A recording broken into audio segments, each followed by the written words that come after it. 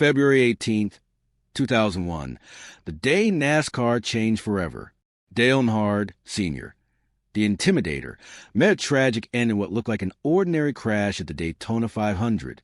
But behind that moment lies a story untold until now. After more than 2 decades of silence, Sterling Marlin, the driver closest to the accident, finally breaks his silence. What really happened in those final seconds? And what secret has he carried all these years? This is the truth behind Dale Earnhardt's final race, told by the man who lived it, the fateful race. It was February 2001, and the Daytona International Speedway shimmered under the Florida sun. The grandstands pulsed with energy, fans waving flags, engines rumbling, and anticipation thick in the air. The Daytona 500 wasn't just another race. It was the race, the crown jewel of NASCAR. For most drivers, it represented glory. For Dale Earnhardt, it was something far deeper, a matter of honor, legacy, and family. That year, his mission went beyond personal victory. His teammates, Michael Waltrip and his own son, Dale Earnhardt Jr., were also in the running, and Dale made his goal to help them reach victory lane. Before the race began, he spoke to his crew with quiet authority. This is a team sport. Today, I want us to stand on top of the podium. It was pure and hard, focused, fearless, and loyal to the people who raced beside him. In the days before Daytona, his team had worked tirelessly to perfect the number. 3 Chevrolet.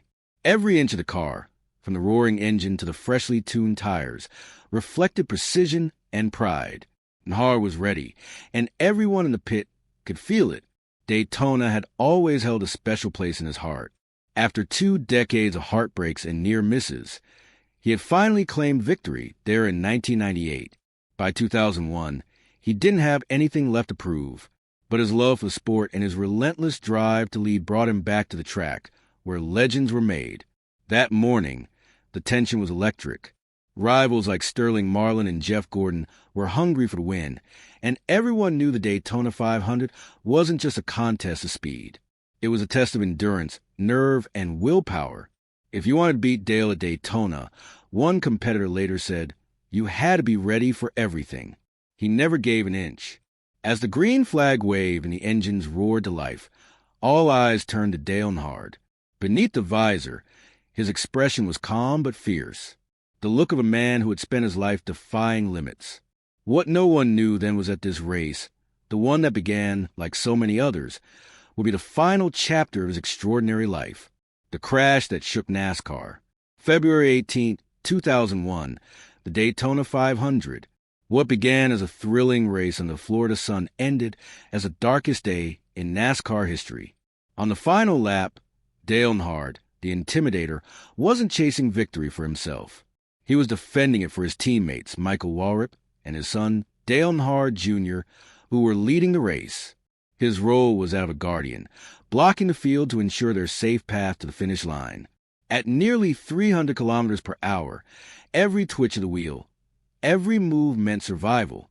As the cars roared to the final turn, Earnhardt's black number 3 Chevrolet held steady in 3rd place. Just behind him, Sterling Marlin's car edged closer. Then came the slightest touch, almost unnoticeable, but enough to change history. Earnhardt's car veered off balance, clipping Ken Schrader's vehicle before both slammed violently into the outside wall at turn 4. From the stands, it didn't look like the kind of crash that could end a life. But the truth was far more devastating. Traveling at more than 160 miles per hour, 257 km/h, Earnhardt's car hit the wall with a force nearly 80 times the weight of his body. The impact was instantaneous. A fatal skull fracture claimed him the moment his car came to a halt. Though he was strapped in and using the standard safety gear at the time, it wasn't enough. The hands, head, and neck support device had yet to become mandatory, and the concrete barriers offered no cushioning. The aftermath of the crash that ended Dale Earnhardt's life, didn't look catastrophic at first. To those watching from the stands or on TV, it seemed like just another high-speed accident, the kind drivers often walked away from.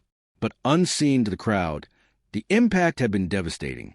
Earnhardt's car slid down the track and came to a halt against the infield grass. Moments later, Ken Schrader, whose car had also been caught in collision, climbed out and rushed toward Earnhardt's vehicle. When he looked inside, the scene froze him in place. In that instant, Schroeder knew this was unlike any crash he had ever seen. Rescue crews reached the wreck within seconds, working frantically to revive NASCAR's most iconic driver. But their efforts were futile. Minutes later, the news spread. Dale Earnhardt, the Intimidator, was gone. Shock rippled through Daytona International Speedway. The roaring cheers that filled the air moments earlier turned to an eerie silence. Fans wept in disbelief, unable to grasp that the man who had seemed untouchable, the face of NASCAR, had been lost in an instant. But as grief swept through the racing world, anger soon followed. At the center of the storm stood Sterling Marlin, the driver whose car had made brief contact with Earnhardt's moments before the crash. Many saw him as the man responsible, the one who had caused NASCAR's darkest day. How did Sterling Marlin cope with the blame that nearly destroyed his career? And what really happened in those final seconds on the track? The truth, long buried beneath years of speculation, was finally about to surface. Sterling Marlin, the storm of criticism. Sterling Marlin never imagined that his long-respected racing career would one day be defined by tragedy, the death of Dale Earnhardt. The 2001 Daytona 500 meant to mark another thrilling start to the NASCAR season. Instead, became the race that changed his life forever.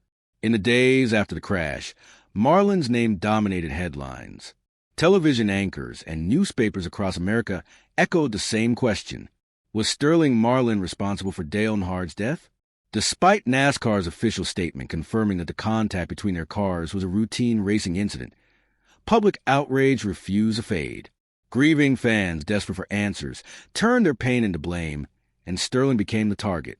The man once celebrated for his talent and sportsmanship suddenly faced a wave of hostility.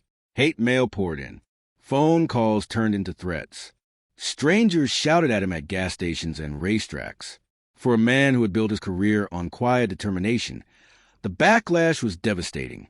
Still, Marlin tried to remain composed.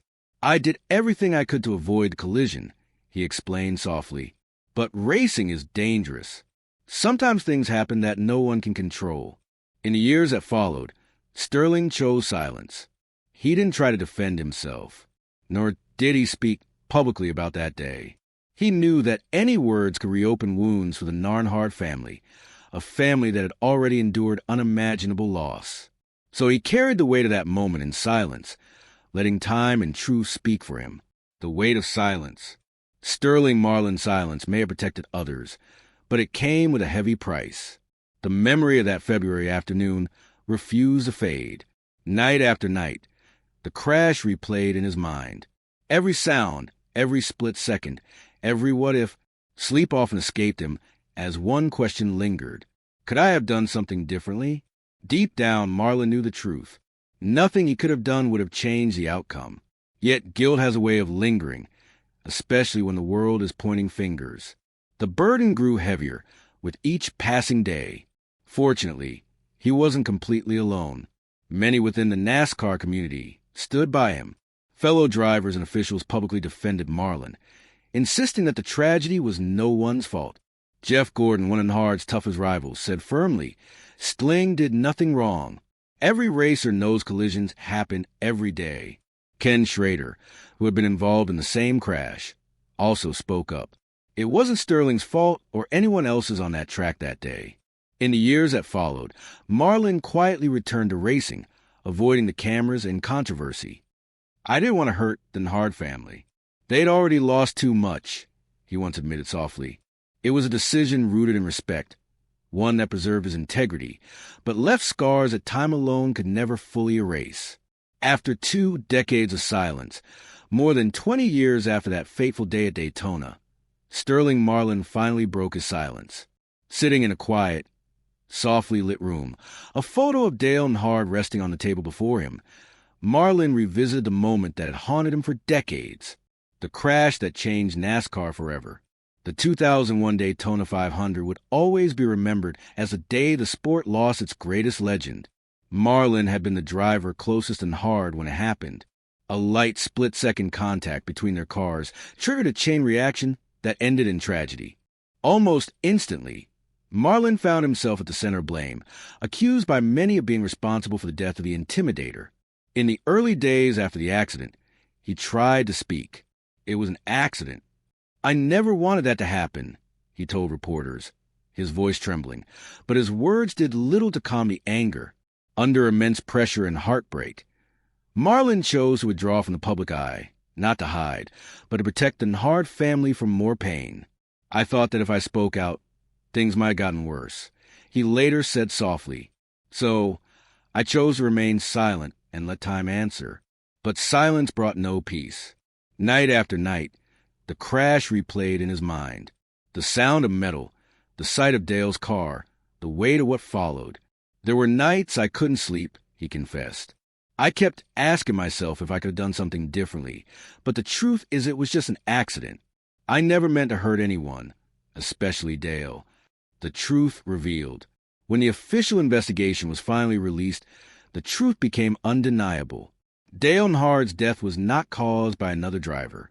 It was a result of outdated safety standards. The lack of protective equipment, like the HS device and modern barrier walls, had made the crash far deadlier than it appeared. Back then, most drivers, including Earnhardt himself, refused to wear the HS device. They found it restrictive, uncomfortable, and unnecessary.